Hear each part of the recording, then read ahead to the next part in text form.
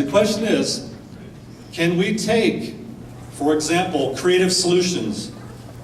Can we take the Gilliam Center, buy it from the state, tear down that damn wall around it, and put people there?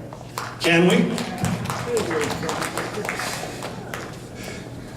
Thanos? No, I think that would be a terrible solution. You would be adding to the concentration of poverty in a neighborhood that is already overburdened with poverty. If you want to see this solution, you need to have a citywide solution. There needs to be services for people across the city so that when people come to a place where they are in need, they can find help in their own community without being displaced from it.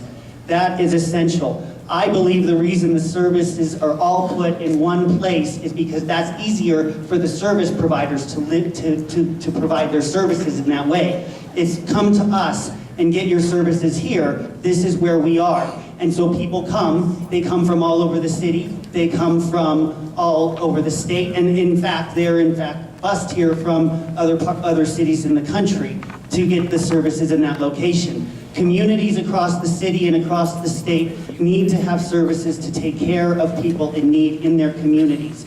That is the model that we should be going to, and I believe that's a much more humane way to treat people and a way that's more likely to lead to recovery than what we're currently doing. So, there's a couple things he said there that I want to get into. So, first off is the concentration of poverty. And this is, again, almost, it goes back to the point of dividing communities based on, class and income.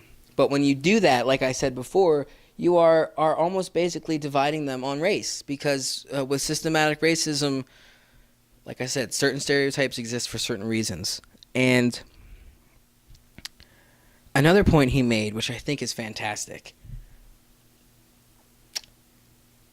is that service, and when he says citywide, I'm going to expand that to nationwide. There needs to be resources for homeless people in every municipality so that we're not displacing people.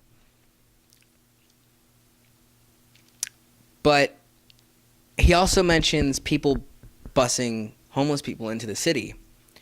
And it reminded me of a South Park episode that I saw one time, where that's exactly what was happening. And I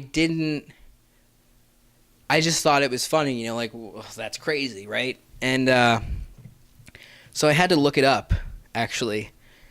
And so I just Googled cities busing homeless to Denver.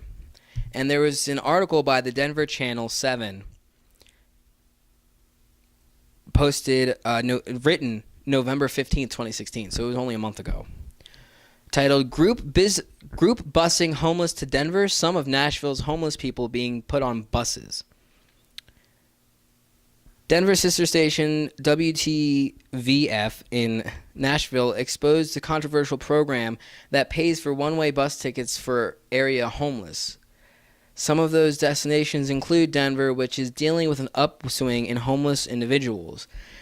The state discovered many homeless people with long criminal records getting one-way tickets out of Nashville, courtesy of the Nashville Downtown Partnership.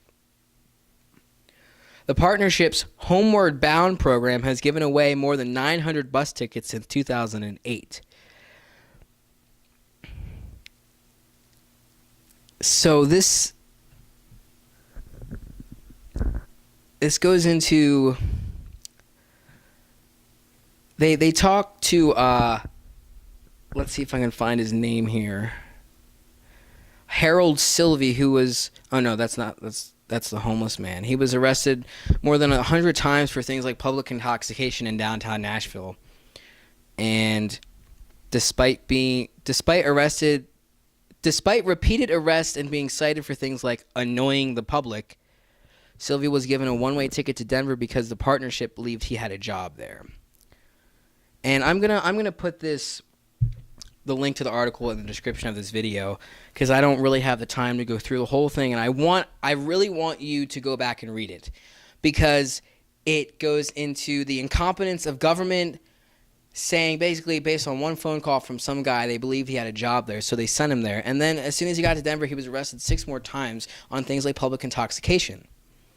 And it's an entire program called Homeward Bound in Nashville. And apparently these types of programs exist all across the country where they're busing homeless people to other cities just to get rid of the problem. And it's the same thing with a camping ban, where we just don't want to look at these people anymore, get them out of my face. Instead of solving the problem, we're just saying, I don't want to deal with it, so get it away from me. And it is that disregard for human decency, human life, human dignity that we are lacking here. Fuck. Yes, I'm angry. Let's get back to the video here. Lisa Calderon is going to go on to talk about the integration model. Let's take a listen. So we need an integration model, and not a just spread them out model. There's a great program in New York called Broadway Housing, and it is a large, huge living facility where it combines formerly homeless people, people with mental health histories, and those who don't have those backgrounds, and they all live together. And they run the building, and they run classes, and they have child care centers. So, this kind of more of an integrated, and I think that the man who, when you talked about Gilliam, yes, I'm all for deinstitutionalizing our children, for one thing, and finding ways to use our spaces in different and more creative ways.